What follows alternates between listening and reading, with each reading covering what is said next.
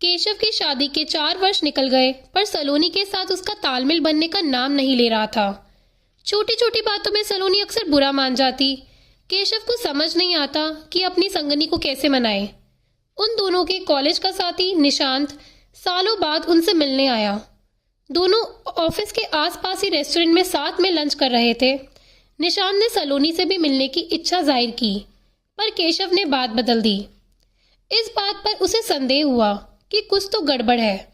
बहुत पूछने पर केशव ने बताया कि वह खुश नहीं रहती है, बात बात पर नाराज हो जाती है, मुझसे भी खुलकर बात नहीं करती और ना ही किसी से मिलना जुलना चाहती है।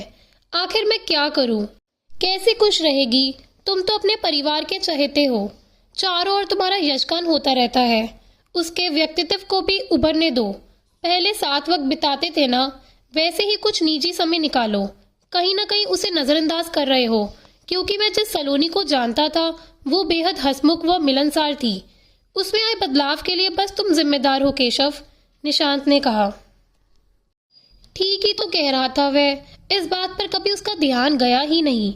4 बहनों के बाद जन्मे केशव का जन्म अति लाड़ प्यार में बीता था। माँ बाप प्यार से कान्हा बुलाते। बाहर का नाम भी उन्होंने केशव रख दिया था। सांवली सूरत और घुंघराले बाल वाला केशव अति मेधावी और सबों का चेता था। बचपन में स्कूल फिर कॉलेज में हर जगह उसके मधुर व्यवहार और अलग से व्यक्तित्व के कारण उसे खूब प्रसिद्धि व प्यार मिला। और हाँ, लड़कियां भी दीवानी थी केशव की, पर उसने किसी से दिल न लगाया था सिवाय सलोनी के। दोनों की दोस्ती थी और शादी भी हो गई। पति के प्यार में कोई कमी ना थी, पर जताने की कला से अनभिज्ञ था। ऐसे अनाड़ी साजन से एक दूरी बनती ही जा रही थी। सलोनी अपने 4 भाई बहनों में सबसे बड़ी थी। उसका कहा कोई टालता नहीं था। एक इसी बात ने उसे केशव के समक्ष कभी झुकने नहीं दिया। दोनों ही अपने परिवारों के बेहद लाडले थे, पर यहाँ सब केशव की ही पसंद की बातें करते, उसको ही खुश रखने के प्रयास किए जाते, जैसे उसके सामने सलोनी का कोई अस्तित्व ही ना हो। केशव ये, केशव वो, क्या हो रहा था उसे? पहले तो उसे किसी से कोई द्वेष ना हुआ था, पर पहले प्यार भी तो नहीं हुआ था। केशव को उसके मनोदशा की कोई खबर नहीं थी। वह अपनी ही दुनिया में खोया रहता। तब तो हद ही हो जाती जब केशव किसी के बनाए डिश की तारीफ कर बैठता। सलोनी को रोने का बहाना मिल जाता, मैं कुछ भी अच्छा नहीं बनाती हूँ, अब तुम मुझसे प्यार नहीं करते, आदि आदि। सबके बीच व्यस्त रहने वाला केशव अपनी पत्नी के मन को समझ नहीं पाया था। स्त्री का मन समझ सकना सबके बस की बात नहीं। उसे समझने में सिद्धस्त तो बस कृष्ण ही है, एक संपूर्ण पुरुष जिन्होंने 2 माताएं, प्यारी बहन द्रौपदी, असंख्य गोपियां, प्रिय पत्नियां और कभी विलग न हो पाने वाली राधा, सभी के मन को समझा और सबके हृदय पर एक छत्र राज करते रहे। कहते हैं राधा कभी कान्हा से नाराज भी हो जाए तो कृष्ण ये कहकर मना लेते हैं कि मैं तुम्हारे हृदय में हूँ, अगर वहां नहीं तो कहीं भी नहीं। इस वाक्य में ही सारे रहस्य छुपे हुए हैं। दरअसल प्यार करने वाले के हृदय में ही प्रेमी या प्रेमिका का वास होता है।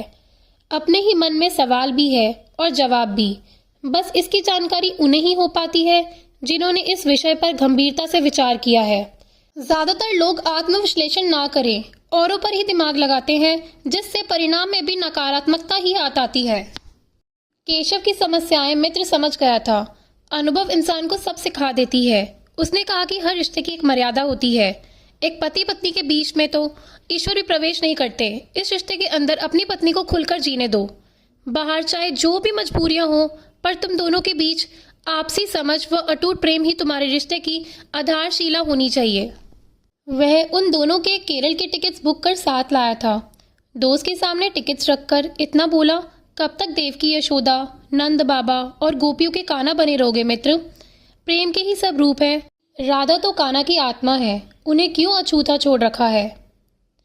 अपने प्रेम की नींव रखो, अपने पारिवारिक जीवन की सफल शुरुआत करो। और फिर दोनों सालों बाद बिल्कुल अकेले घर के बाहर निकले। चेहरे पर एक चंचलता थी। सलोनी को पता था कि अब उसकी बातों का केंद्र केशव और उसकी वो है। केरल के 4 दिन कैसे निकले पता ही न चला। सच पूछो तो सलोनी को वापस आने का दिल नहीं कर रहा था। और हाँ, केशव ने यह समझ लिया था कि इस रिश्ते की भी एक निजता है। उन सीमाओं के अंदर बाहरी लोगों का प्रवेश वर्जित है। वापस घर आने पर सबको एक अलग ही सलोनी दिखी। इस आत्मविश्वास से भरी सलोनी की आंखों में फिर किसी ने आंसू नहीं देखा और जल्दी एक प्यारी सी नन्ही कली खिलने की उम्मीद से बंधी सलोनी फिर से सपनों में जीने लगी थी। बस खट्टा खाने की ललक में बार बार रसोई में जाती सलोनी ने सासू माँ का दिल जीत लिया था। घर में फिर से कान्हा के बाल रूप के आने की खबर ने खुशियां बिखेर दी थी। माँ बाप ने नन्हे केशव के आने का इंतजार भी शुरू कर दिया, पर केशव ने सलोनी की चाहत में अपनी चाहत ढूंढ ली थी और उन दोनों को गुड़िया चाहिए थी। इस बार उसने अपनी यह इच्छा सबके सामने रख सलोनी का हौसला बढ़ाया था। कुछ महीनों बाद उनके आंगन में एक नन्ही परी का आगमन हुआ। केशव अपनी गुड़िया को बाहों के झूलों में झुलाने लगा। उसकी दुनिया प्यार से संवर गई थी। हंसती खेलती छोटी सी प्यारी सी उसकी अपनी नन्ही सलोनी ने उसके जीवन को इंद्रधनुषी कर दिया था। दोस्तों, अगर आपको कहानी पसंद आई हो तो प्लीज लाइक करना और चैनल को सब्सक्राइब करना।